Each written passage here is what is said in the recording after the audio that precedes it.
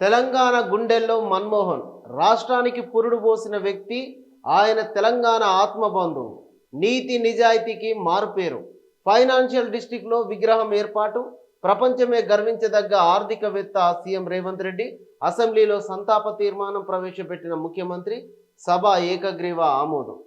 మాజీ పీఎంకు భారతరత్న ఇవ్వాలని నిన్న అసెంబ్లీ లోపల సభ తీర్మానం చేసింది, ఏకగ్రీవ తీర్మానం చేసింది. మొత్తంగా ప్రధానమంత్రిగా, కేంద్ర ఆర్థిక శాఖ మంత్రిగా, ఆర్బీఐ గవర్నర్గా, ప్రణాళిక సంఘం ఉపాధ్యక్షునిగా, యూజీసీ చైర్మన్గా వివిధ సేవల లోపల వివిధ స్థాయి లోపల దేశానికి సేవలు అందించిన మాజీ ప్రధాని మన్మోహన్ సింగ్కు నివాళులు అర్పిస్తూ నిన్న అసెంబ్లీ ఆయనకు భారతరత్న ఇవ్వాల్సిందే అంటూ కూడా ఏకగ్రీవ తీర్మానాన్ని ఆమోదించడం జరిగింది. దాన్ని కేంద్రానికి పంపించడం కూడా జరిగింది. ఇది మొత్తంగా ఆయన పేరు మీద రుణమాఫీ స్కీమ్కు మన్మోహనే స్ఫూర్తి ప్రదాత అంటూ డిప్యూటీ సీఎం బట్టి విక్రమార్క మాట్లాడాను. మన్మోహన్ గొప్ప ఆర్థికవేత్త అంటూ కేటీఆర్ మాట్లాడడం జరిగింది. తెలంగాణ ఏర్పాటులో మన్మోహన్ పాత్ర కీలకం అంటూ కూనంనేని మన్మోహన్ సేవలను దేశ ప్రజలు ఎప్పటికీ మర్చిపోలేరంటూ బీజేపీ పక్ష నేత ఏనేటి మహేశ్వర్ రెడ్డి ఆయన సేవలను గుర్తు చేసుకోవడం జరిగింది. ఉపాధి హామీ, భూమి లేని కూలీలకు, పేదలకు 100 రోజులు పని కల్పించాలనేటువంటి ఒక గొప్ప ఉపాధి హామీ, మహాత్మా గాంధీ ఉపాధి హామీ పథకాన్ని తెచ్చింది కాంగ్రెస్ ప్రభుత్వం. ఆ స్కీమ్కు రూపకల్పన చేసింది మన్మోహన్ సింగ్. అది కూడా ఉమ్మడి ఏపీలో అనంతపురం, మహబూబ్ నగర్లో ఈ పథకాన్ని ప్రారంభించడం జరిగింది. మన దగ్గర ఇక్కడి నుంచి వలస వెళ్తున్నారు ప్రజలు, తిండి లేక అని ఉన్న ప్రాంతం లోపలనే 100 రోజుల కరువు పని అంటాం తెలంగాణ లోపల. ఈ కరువు పనిని సృష్టించింది, వాళ్ళకు ఉపాధిని కల్పించింది మన్మోహన్ సింగ్ అంటూ కూడా నిన్న గుర్తు చేసుకోవడం జరిగింది. మొత్తంగా మాజీ ప్రధానికి భారతరత్న ఇవ్వాలంటూ కూడా ఏకగ్రీవ తీర్మానాన్ని చేయడం జరిగింది. ఇకపోతే నిరుద్యోగుల కోసం డిఈఈటి ముఖ్యమంత్రి రేవంత్ న్యూ ఇయర్ కానుక పేర్లు నమోదు చేసుకుంటే విద్యార్హతలు, నైపుణ్యాల ఆధారంగా ప్రైవేట్ జాబ్స్. నిరుద్యోగులు, ఎంప్లాయీస్కు మధ్య వారధిగా ఈ యాప్ ఉన్నది. రిజిస్ట్రేషన్ చేసుకుంటే అన్ని వివరాలు అందుబాటులో ఉంటుంది. ఇదే ప్రైవేటు యాప్ లాగా ప్రభుత్వమే ఏది ఒక digital employment exchange of Telangana అంటూ డిఈఈటి అనే ఒక కొత్త యాప్ను ప్లే స్టోర్లో ఉన్నది.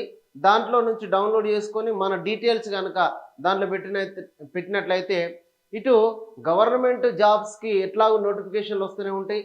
గవర్నమెంట్ జాబ్స్ సాధించలేని వాళ్ళు, అది వీలు కాని వాళ్ళు ఏం చేస్తారు, డిఈఈటీలో మన ఎడ్యుకేషన్ క్వాలిఫికేషన్స్, మనకున్న స్కిల్స్ను దాంట్లో అప్లోడ్ చేసుకుంటే ఏ ప్రైవేట్ కంపెనీలో మన స్థాయికి తగ్గ జాబ్ ఉంటే ఒక నోటిఫికేషన్ అలర్ట్ అనేది వస్తుంది. దానికి అనుగుణంగా ఆ కంపెనీకి వెళ్ళి మనం ఇంటర్వ్యూ అటెండ్ అయిన తర్వాత మనకు అదే ప్రైవేట్ కంపెనీ లోపల జాబ్స్ వస్తుంది. అన్ని ప్రైవేట్ ఉద్యోగులే అంతే, మొత్తం కూడా గవర్నమెంట్ ఉద్యోగాల కోసం చూడకుండా ప్రైవేట్ ఉద్యోగాల్లో కూడా ఈ నైపుణ్యం ఉన్నటువంటి వాళ్ళు వెళ్ళొచ్చు అని ప్రభుత్వమే అటు ప్రైవేట్ కంపెనీలకి, ఇటు ప్రభుత్వానికి మధ్య ఒక అంటే ప్రైవేట్ కంపెనీలకు, ఇటు నిరుద్యోగులకు మధ్య ఒక సంధానకర్తగా ప్రభుత్వం వ్యవహరించనున్నది. ఒక మంచి అవకాశం. నిరుద్యోగ సమస్య అనేది పెరగకుండా నిరుద్యోగుల లోపల కొంత ఆశను కల్పించడానికి ప్రభుత్వం తీసుకుంటున్నటువంటి ఒక గొప్ప ముందడుగని కూడా చెప్పొచ్చు. ఎప్పటికప్పుడు సమాచారం అప్డేట్ అవుతూ ఉంటుంది. అదేవిధంగా మనకు ఏ కంపెనీలో జాబ్ ఆపర్చునిటీ ఉంది అనేది మెసేజ్ వస్తూ ఉంటుంది. మంచి యాప్ అది. రాష్ట్రంలో మరిన్ని పెట్టుబడులు పెట్టండి. మైక్రోసాఫ్ట్ సీఈఓకు సీఎం రేవంత్ రిక్వెస్ట్. అన్ని కార్యక్రమాల్లో ప్రభుత్వ భాగస్వామిగా ఉంటాం వెల్లడించిన సత్యనాదెల్ల. రేవంత్ రెడ్డి డైనమిక్ లీడర్, కింది స్థాయి నుంచి సీఎం దాకా ఎదిగారు. తొక్కిసలాటలో రేవతి చనిపోవడం కలిసివేసింది. వాళ్ళ ఇంటికి వెళ్ళి అల్లు అర్జున్ సారీ చెప్పి ఉండాల్సింది.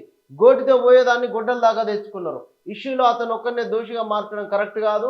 AP deputy CM Pawan Kalyan కీలక వ్యాఖ్యలు.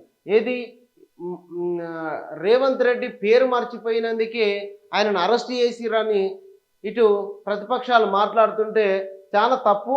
ఆ విషయం చాలా రాంగ్. రేవంత్ రెడ్డి చాలా కష్టపడి కింది స్థాయి నుంచి సీఎం స్థాయి దాకా వచ్చిండు. ఆయన అవన్నీ పట్టించుకోడు. అదేవిధంగా అల్లు అర్జును సంజయ్ థియేటర్ తొక్కిసలాటలో రేవతి మరణించిన తర్వాత వాళ్ళ కుటుంబానికి ఇంటికి వెళ్ళి వాళ్ళ కుటుంబానికి భరోసా కల్పించాల్సింది పోయి సైలెంట్గా ఉండిపోవడంతో ఇంత పెద్ద ఇష్యూ అయింది. ఇది గోటితోడి పోయేది గుడ్డల్లాగా తెచ్చుకున్నాడు అల్లు అర్జున్ అంటూ కూడా చెప్పడం జరిగింది. అయితే దీనిపైన ఆయనను బ్యాలెన్స్గా మాట్లాడడం జరిగింది పవన్ కళ్యాణ్. ఈ ఇష్యూ లోపల అల్లు అర్జున్ ఒక్కనే దోషిగా చేయడం కూడా కరెక్ట్ కాదు అంటూ కూడా ఆయన చెప్పడం జరిగింది. పోలీసులు వాళ్ళ డ్యూటీ వాళ్ళు చేసిరంటూ కూడా పోలీసులను కూడా ఆయన మెచ్చుకోవడం జరిగింది.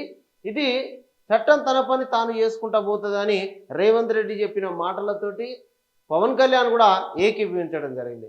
ఇకపోతే ఇటువైపు కూటమిలో రేవంత్ గొప్ప నాయకుడా, ఎట్లాగో పవనే చెప్పాలి. హామీలను మరిపించేందుకే అల్లు అర్జున్ ఇష్యూ తెరపైకి. రేవంత్ రెడ్డి బన్నీకి ఎక్కడో చెడింది, కేసు వాపసు తీసుకుంటానని మృతురాలి భర్త చెప్పిండు. దానిపై ఇంకా ఎందుకు రాద్ధాంతం చేస్తున్నారు కేంద్ర హోంశాఖ సహాయ మంత్రి బండి సంజయ్. రేవంత్ గొప్ప నాయకుడు ఎట్లయితాడో పవన్ కళ్యాణ్ చెప్పానట. మరి ఎవరు గొప్ప నాయకుడు అవుతారు? బండి పోతే బండిస్తా, బండి పోతే ఇన్సూరెన్స్ కింద మేము మళ్ళీ బండిస్తామని చెప్పినందుక గొప్ప లీడర్ అవుతాడు? లేదంటే మొత్తము మసీదులను దవ్వాలని చెప్పినందుక గొప్ప లీడర్ అవుతాడు? ఇది ఎట్లా గొప్ప లీడర్ అవుతాడు?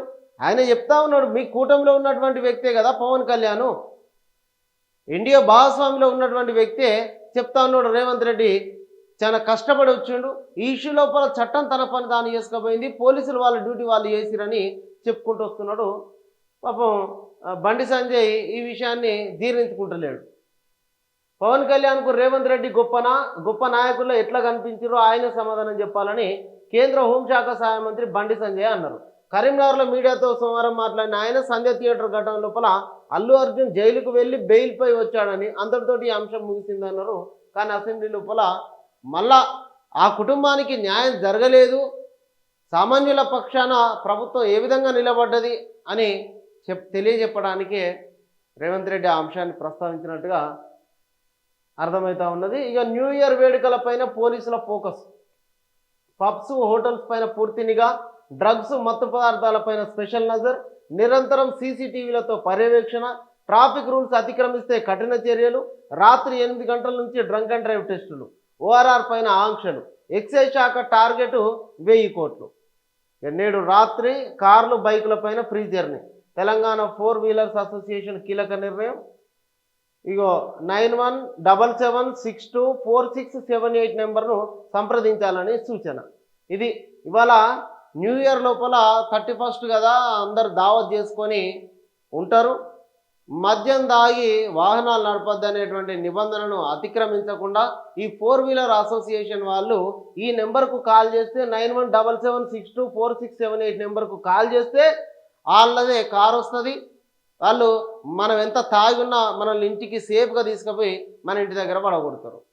ఇది ప్రమాదాలు జరగకుండా ప్రతి 31కు ప్రమాదాలు, రోడ్డు యాక్సిడెంట్లు ఎక్కువ జరుగుతున్నాయని చెప్పేసి ఒక సదుద్దేశంతో ఈ తెలంగాణ 4 వీలర్ అసోసియేషన్ వాళ్ళు ఈ కీలక నిర్ణయాన్ని తీసుకున్నారు.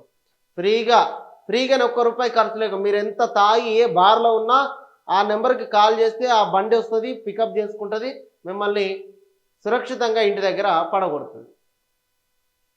దీనిపైన ఇక మొత్తంగా ఎక్సైజ్ శాఖ టార్గెట్ 1000 కోట్లు పెట్టుకున్నారట.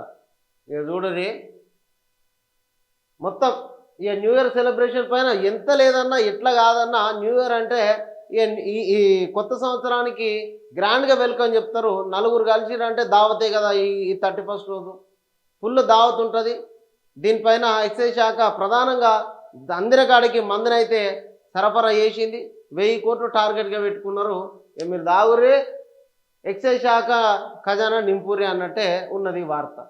8 మందికి డ్రగ్ పాజిటివ్. గచ్చిబౌలిలోని డీజే బెన్ బొమర్ ఈవెంట్లో అధికారుల తనిఖీ, పరీక్షల నిర్వహణ, పాజిటివ్ వచ్చిన వారు అదుపులోకి, ఎవరిని వదలమంటూ టీజీ న్యాప్ డైరెక్టర్ సందీప్ షాండిల్య తెలపడం జరిగింది. హైదరాబాద్లో నేషనల్ హెల్త్ కాన్ఫరెన్స్ వచ్చే నెల 8-9 తేదీల్లో లియోనియో రిసార్ట్లో. దక్షిణాది రాష్ట్రాల్లో ఫస్ట్ టైం నిర్వహణ. హాజరు కానున్న స్టేట్ సెక్రటరీలు, హెల్త్ హెచ్ఓడీలు. పట్టాదారులుగా నారాయణపురం రైతులు. పేర్ల స్థానంలో ఉన్న అడవి అనే పదం తొలగింపు. ఫారెస్ట్ భూములపై వారికే హక్కులు, భూభారతి ద్వారా సమస్యకు పరిష్కారం. ఇది ధరణి వచ్చిన తర్వాత ఏళ్ళ తరబడి ఉన్నటువంటి ఈ పరిష్కారం ఈ నారాయణపురం రైతులకు ఊర్లే వాళ్ళకు ధరణి లోపల పట్టాగా చూపించాలి. వాళ్ళు తిరగని వాళ్ళు ఎన్నిసార్లు తిరిగిరో కలెక్టర్ల చుట్టూ. వాళ్ళకి మొత్తానికి భూభారతి వచ్చిన తర్వాత ఈ సమస్యకు పరిష్కారం దొరికింది. ఇది భూభారతితో ఉండేటువంటి వెసులుబాటు. అప్పుడు ప్రతి దానికి ఏది ఒక యాప్ లోపల ఒక డీటెయిల్స్ ఎంటర్ చేయాలన్నా, ఎడిట్ చేయాలన్నా, ఆప్షన్స్ మార్చుకోవాలన్నా ప్రతిదానికి ఫీజు కట్టాలి. ఫీజులు కట్టిన పైసలు వాపసు ఉండదు. స్లాట్ బుక్ చేసుకున్న పైసలు అటే, ఇక మళ్ళీ అవి వచ్చేది లేదు, ఏం లేదు, క్యాన్సిల్ చేసుకుంటే. ఇకపోతే మొదటి రోజు చెప్పిన మాటకే కట్టుబడి ఉన్నా. ప్రభుత్వ పరంగా ఒక మంత్రిగా నిర్ణయం తీసుకున్నా. ఈడీ నోటీసులు ఇచ్చింది వాస్తవమే. ఫార్ములా ఈ కార్ రేసు నిర్వాహకుల వద్ద సీఎం డబ్బులు తీసుకున్నారనే అనుమానం. రేవంత్ రెడ్డి తాతకు కూడా భయపడా. అక్టోబర్లో పార్టీ నూతన అధ్యక్షుడి ఎన్నిక. అధికారం ఎక్కడుంటే అక్కడ ఎంఐఎం పార్టీ పోతుందంటూ మొత్తానికి ఆయన చెప్పుకొచ్చిండు. నేను మొదటి రోజు చెప్పిన మాటకే కట్టుబడి ఉన్నా అని అంటున్నాడు.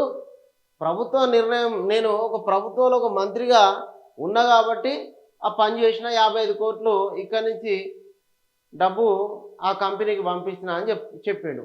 ఇప్పుడేమో అది ఆ పని అధికారులు చూసుకుంటారో నాకేం సంబంధం అని చెప్పి చెప్పుకొస్తున్నాడు. ఇది మొత్తంగా మొదటి రోజు చెప్పినటువంటి మాటకే కట్టుబడి ఉన్నా, ఓ మంత్రిగా ఈ నిర్ణయం తీసుకున్నా అంటూ నిన్న మీడియాతో మాట్లాడిండు. నోటీసులు ఈడీ ఇచ్చింది, ఎంక్వైరీ జరుగుతుంది. ఏసీబీ కూడా నోటీసులు ఇచ్చింది, అది కూడా ఎంక్వైరీ జరుగుతుంది. ఈ అరెస్ట్ అనేది కొద్ది రోజుల లోపలనే ఉన్నట్టుగా కూడా ఈ వార్త చూస్తే అర్థమవుతుంది. ఇక గమ్మత్తు దొంగతనం కోసం అర్ధరాత్రి వైన్స్కి పోయిండు. మందేశ్ అక్కడనే నిద్రలోకి పోయిండు. ఉదయం ఓనర్ రావడంతో సీన్ రివర్స్ అయింది. మెదక్ జిల్లా నార్సింగ్లో ఘటన. ఈ వైన్ షాపు పోయిండు దొంగతనానికి. దాంట్లో ఉన్న గల్లపెట్టెలో ఉన్న పైసలు తీసుకుందామని వైన్ చూసినాక మంచిగా దాయిపో అన్నాడు. పొద్దుగాల ఓనర్ చూసేసరికి లేపిరిగా. అల్లు అర్జున్ బెయిల్ పిటిషన్ వాయిదా. మంజూరు చేయొద్దని నాంపల్లి కోర్టుకు పోలీసుల విజ్ఞప్తి. కొనసాగిన ఇరుపక్షాల వాదనలు. వచ్చే నెల 3న తుది విచారణ. మొత్తానికి అల్లు అర్జున్కి ఇది షాక్ అనే చెప్పాలి. పోలీసులు బెయిల్ ఇవ్వద్దు అని చెప్పేసి కోర్టుకు విన్నవించుకోవడం జరిగింది. కోర్టుకు విజ్ఞప్తి చేసారు. దాంతో అల్లు అర్జున్ ఒకవేళ బెయిల్ ఇస్తే కనుక సాక్ష్యాధారాలను తారుమారు చేసే అవకాశం ఉన్నది. కాబట్టి డబ్బున్న వ్యక్తి కాబట్టి, పలుకుబడి ఉన్న వ్యక్తి కాబట్టి సాక్షులను బెదిరించేటువంటి అవకాశం ఉన్నది. కాబట్టి ఆయనకు బెయిల్ ఇవ్వద్దని చెప్పి పోలీసులు హైకోర్టుకు విజ్ఞప్తి చేసిరు. ఈ వారంలో 4 లేఖలకు ఓకే. తెలంగాణ సిఫారసు లెటర్లపైన టీటీడీ నిర్ణయం. ఎమ్మెల్యే, ఎమ్మెల్సీ, ఎంపీల లేఖలు పరిగణలోపలికి. సోమవారం నుంచి గురువారం వరకే ఛాన్స్. సీఎం రేవంత్కు ఏపీ ముఖ్యమంత్రి చంద్రబాబు లేఖ. వారంలో 4 లేఖలకు ఓకే చెప్పిరు టీటీడీ బోర్డు. ఇది తెలంగాణ సిఫార్సు లెటర్లు, ఎమ్మెల్యేలు, ఎమ్మెల్సీలు, ఎంపీల లేఖలు కూడా పరిగణలోపలికి తీసుకుంటున్నట్టుగా కొద్ది రోజులుగా ప్రచారంలో ఉన్నది. ఇవాళ వాస్తవం లోపలికి వచ్చింది. తెలంగాణ లీడర్లు ఇచ్చేటువంటి లేఖలను పరిగణలోపలికి తీసుకోవాల్సిందిగా ముఖ్యమంత్రి రేవంత్ రెడ్డి చంద్రబాబుకు లెటర్ రాస్తే ఈ నిర్ణయం తీసుకోవడం జరిగింది సానుకూలంగా. దేశంలోనే సంపన్న సీఎంగా Chandrababu Naidu. Association for democratic reforms వెల్లడి. వాయనాడు విషాదం జాతీయ విపత్తు ప్రకటించిన కేంద్రం త్వరగా నిధులు కేటాయించాలంటూ ప్రియాంక గాంధీ కోరడం జరిగింది. ఇక పిఎస్ఎల్వి C-60 ప్రయోగం సక్సెస్. స్పేడెక్స్ మిషన్లో తొలి విజయం. 7న జంట శాటిలైట్ల డాకింగ్ జరగచ్చని ఇస్రో చైర్మన్ వెల్లడి. అమెరికా, రష్యా, చైనా సరసన భారత్. ఇది మొత్తంగా తెలంగాణలో నిన్న అసెంబ్లీలో జరిగినటువంటి మన్మోహన్ సింగ్ అర్పించినటువంటి నివాళి. అదేవిధంగా వారం రోజుల పాటు సంతాప దినాలు. అట్లనే కేటీఆర్కి సంబంధించిన ఫార్ములా ఈ కార్ రేస్ అంశం. ఇది ఇప్పటివరకు ఉన్నటువంటి వార్తలు. మొత్తంగా 31st రోజు చాలా జాగ్రత్తగా మీ ఇండ్ల లోపలనే సెలబ్రేషన్ చేసుకోండి. అదేవిధంగా బయట కనుక ఉన్నట్లయితే మనకు 4 వీలర్ అసోసియేషన్ వాళ్ళు ఒక టోల్ ఫ్రీ నెంబర్ ఇచ్చారు. మేము ఆ స్క్రీన్ పైన ఈ నెంబర్ ఇస్తున్నాం. దానిపైన కాల్ చేయండి. మీరు ఏ వైన్స్లో, ఏ బార్లో ఉన్నా సురక్షితంగా మిమ్మల్ని, మీ ఫ్రెండ్స్ని అందరినీ సురక్షితంగా మీ ఇంటికి చేర్చే బాధ్యత వాళ్ళు తీసుకుంటారు. ఇది ఒక నిర్ణయం. అదేవిధంగా ఎక్సైజ్ శాఖ టార్గెట్గా పెట్టుకున్నది 1000 కోట్లు. ఇది ఇప్పటివరకు ఉన్నటువంటి వార్తలు.